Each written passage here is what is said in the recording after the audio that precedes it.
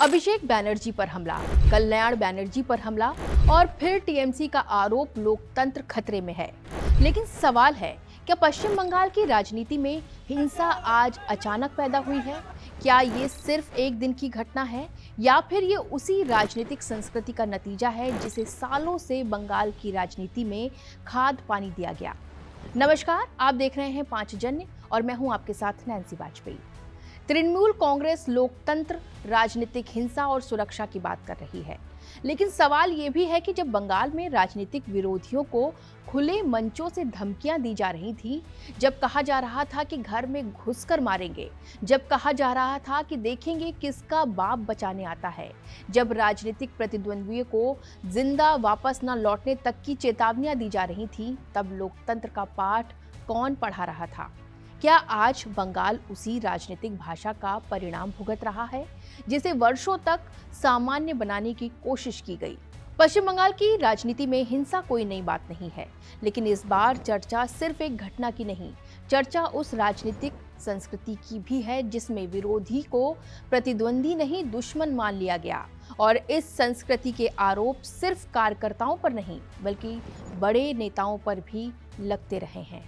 लोकतंत्र में असहमति का जवाब हिंसा नहीं बल्कि संवाद और लोकतांत्रिक प्रक्रिया होनी चाहिए। लेकिन जब बात पश्चिम बंगाल की राजनीति की आती है तो एक दूसरा सवाल भी सामने खड़ा होता है। अभिषेक बैनर्जी के साथ हुई हालिया घटना के बाद सोशल मीडिया पर जो प्रतिक्रियाएं देखने को मिल रही हैं, वो अपने आप में एक कहानी कहती हैं। कमेंट बॉक्स में बड़ी संख्या में लोग लिख रहे हैं, जो बोया वही काटा, karma returns, karma hitting back और हेलमेट कैसे आया। सवाल यह है कि आखिर जनता के एक वर्ग में ऐसी प्रतिक्रिया क्यों दिखाई दे रही है? क्या इसकी वजह सिर्फ आज की घटना है या फिर इसके पीछे वर्षों से चली आ रही वो राजनीतिक भाषा भी है जिसने विरोधियों के प्रति आक्रामकता और टकराव को सामान्य बनाने की कोशिश की? हिंसा किसी भी सूरत में स्वीकार नहीं की जा सकती। इस पूरे मामले पर आगे भी बात करेंगे, लेकिन उससे पहले ये समझना जरूरी है कि आखिर जिस दिन अभिषेक बैनर्जी के खिलाफ इतना तीखा विरोध देखने को मिला, उस दिन वो किससे मिलने पहुंचे थे, वो परिवार कौन था और वो टीएमसी कार्यकर्ता कौन था जिसके नाम पर पूरे इलाके में इतनी तीखी प्रतिक्रियाएं सामने आईं। 30 मई 2026 को दक्षिण 24 परगना के सोनारपुर स्थित कमराबाद इलाके में अभिषेक बैनर्जी अपनी पार्टी के कार्यकर्ता संजू कर्माकर के परिवार से मिलने पहुंचे थे। टीएमसी का दावा है कि संजू कर्माकर चुनाव बाद हुई राजनीतिक हिंसा का शिकार हुआ था। इसी कारण अभिषेक बैनर्जी उसके परिजनों को सांत्वना देने के लिए वहां पहुंचे थे। लेकिन जैसे ही हम संजू कर्माकर के नाम और उसके स्थानीय प्रभाव की पड़ताल करते हैं, कहानी का एक दूसरा पक्ष भी सामने आता है। स्थानीय लोगों के एक वर्ग का आरोप है कि संजू कर्माकर पर इलाके में सिंडिकेट नेटवर्क चलाने, जबरन वसूली करने और महिलाओं के उत्पीड़न जैसे गंभीर आरोप लगते रहे थे। यही वजह है कि कुछ स्थानीय लोग उसकी तुलना संदेशखाली मामले के आरोपी शेख शाहजहां से करते हुए उसे सोनारपुर का शाहजहां तक कहा करते थे। यही नहीं, जिस समय अभिषेक बैनर्जी संजू कर्माकर के घर जा रहे थे, उस दौरान विरोध प्रदर्शन में सबसे आगे स्थानीय महिलाएं दिखाई दी। उनका आरोप था कि वो वर्षों से सिंडिकेट तंत्र और स्थानीय दबंगई का सामना करती आई हैं।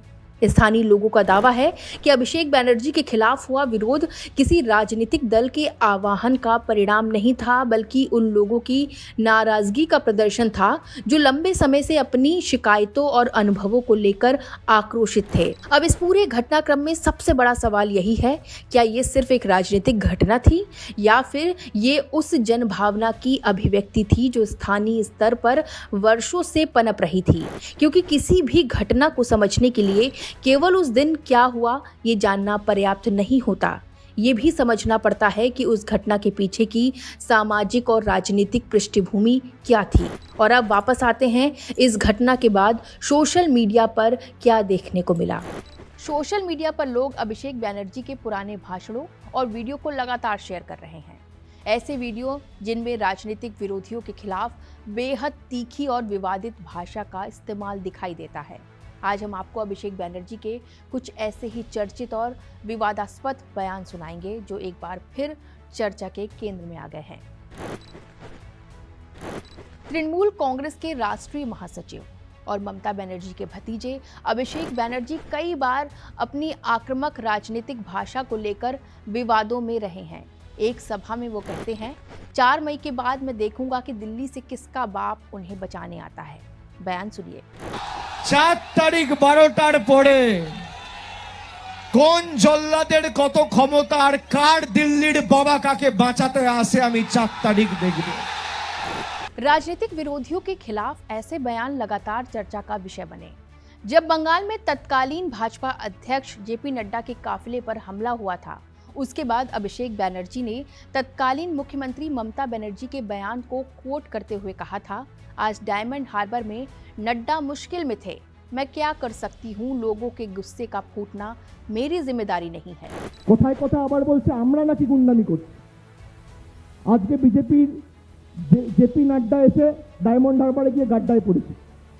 তা আমি কি করতে পারি? সাধারণ মানুষের ক্ষোভের বহিঃপ্রকাশের দায়িত্ব তো আমার নয়। अब अभिषेक बनर्जी के इसी बयान को उठाकर लोग सोशल मीडिया पर पूछ रहे हैं कि अभिषेक बनर्जी पर जो हमला हुआ है उसका जिम्मेदार फिर कौन है। अभिषेक बनर्जी के विवादित बयानों की लिस्ट बहुत लंबी है। अब जरा ये वाला बयान भी सुन लीजिए। वो कहते हैं कि बीजेपी समर्थकों और नेताओं के घरों में घुसकर उन्हें जान से मार डालेंगे। যেদিনকে মমতা বন্দ্যোপাধ্যায় আর ইন্ডিয়া অ্যালায়েন্সের সরকার হবে না, বাড়িতে ঢুকে মারবো। इतना ही नहीं, वो तो पूरी की पूरी इंडी गठबंधन को लेकर भी मैदान में उतर पड़े। कहते हैं कि उस दिन हम तुम्हारे घरों में घुसेंगे और तुम सबको पीटेंगे। विवादित बयानों की लिस्ट में अकेला नाम अभिषेक बनर्जी का ही नहीं, इस लिस्ट में टीएमसी सांसद कल्याण बनर्जी भी पीछे नहीं है। उनके ऊपर भी हमला हुआ, लेकिन वो कैसे कैसे हमले करते आए हैं उसका उदाहरण भी आपको हम दिखा देते हैं। तृणमूल सांसद कल्याण बनर्जी भी कई बार अपनी बयानबाजी को लेकर विवादों में रहे हैं। एक वीडियो में वो ये कहते हुए सुनाई देते हैं कि उस दिन हम तुम्हारे घरों में घुसेंगे और तुम सबको पीटेंगे। जरा बयान सुनिए। সিআইএসএ বাজার কত বড় ক্ষমতা আছে, ওর বাবা অমিত শাহ কি করে ফেরত নিয়ে যায় ওকে দেখবো। আয় সুকান্ত, আয় সিআইএসএফ ছাড়া আসবে, আয় চলে আয়, কত তোর লোক আছে আর আমরাও লোক নিয়ে যাবো আমাদের লোক। কোনো সিআইএসএফ থাকবে না, কোনো বিএসএফ থাকবে না, কোনো পুলিশ থাকবে না। সুকান্ত তুই আয়, কবে আসবি নোটিশ দিয়ে আয়, আয় শুভেন্দু আয়। भाजपा नेताओं शुभेंदु अधिकारी और सुकांत मजुमदार को लेकर कहा था कि वे बिना सुरक्षा के आए तो जिंदा वापस नहीं जा पाएंगे। राजनीतिक भाषा की ये आक्रामकता लगातार सवालों के घेरे में रही है। कई सवाल हैं, जब भाषा बदलती है तो राजनीति भी बदलती है। लोकतंत्र में मतभेद होना सामान्य है, लेकिन जब मतभेद धमकी में बदल जाएं, जब बहस डराने में बदल जाए, जब राजनीति संवाद की जगह शक्ति प्रदर्शन का माध्यम बन जाए, तो फिर समाज में उसका असर दिखाई देता है। यही वजह है कि आज बंगाल की जनता का एक बड़ा वर्ग राजनीतिक दलों से पूछ रहा है, क्या नेताओं को अपने शब्दों की जिम्मेदारी नहीं लेनी चाहिए? बंगाल की जनता क्यों नाराज है? बंगाल में टीएमसी राज में हुए संदेश खाली में महिलाओं के शोषण और उत्पीड़न, सिंडिकेट राज, जबरन वसूली और स्थानीय दबंगई, कटमनी और स्थानीय भ्रष्टाचार, घुसपैठ और सीमा सुरक्षा का मुद्दा, अभिषेक बनर्जी और टीएमसी नेताओं के विवादित बयान, ये तमाम वो कारण हैं जिस वजह से बंगाल की जनता आक्रोशित है। यही वजह है कि बंगाल में नाराजगी सिर्फ किसी एक घटना या एक नेता तक सीमित नहीं है।